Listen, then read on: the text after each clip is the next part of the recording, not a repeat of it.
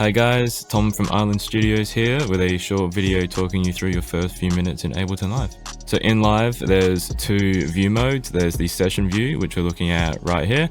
And if we click up here or we hit tab, we'll swap over to the arrangement view. Arrangement view is where you'll likely spend most of your time if you're composing or producing music. It's likely if you've just opened the default session, you'll have a very similar looking session to what you see here. To create a new audio track, we're going to hit Command T. To create a new MIDI track, we're going to go Command Shift T. And to create a new return track, we're going to go Command Option T.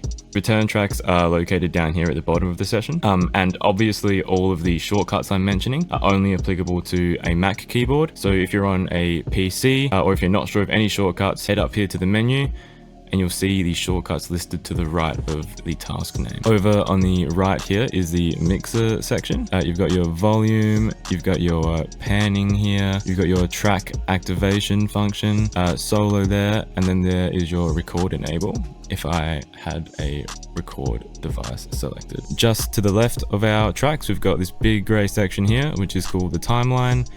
This is where you'll be plonking all of your audio files, your MIDI clips, so you can cut them up, warp them, mangle them, whatever you like. It's also where you'll do all of your automation.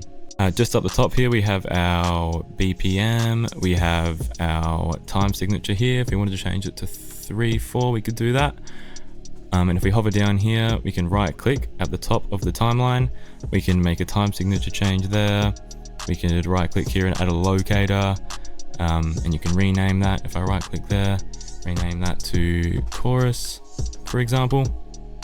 Oh, and there's a tap tempo here for you to click if you have a tempo in your head or if you're trying to match something, which is super handy. So moving to the left over here, we have our browser. You'll notice just then I clicked this little arrow here to open it up. So if you can't see it, that's probably why. This is where you'll find all of your instruments, audio effects, plugins, samples, if you're into making MIDI grooves, I guess. If you can't see some of this stuff, if you hit Command comma, you'll bring up your preferences and you'll be able to look through your folders you've got selected for all of your plugins and sample libraries and stuff like that.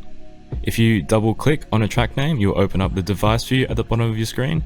This is where you can drag and drop your audio effects, whether it be an EQ like I've already got here, or a compressor or any kind of third-party plugin. This is where they'll show up, so you can adjust them in this section here. Thank you for watching once again. I'll see you next time.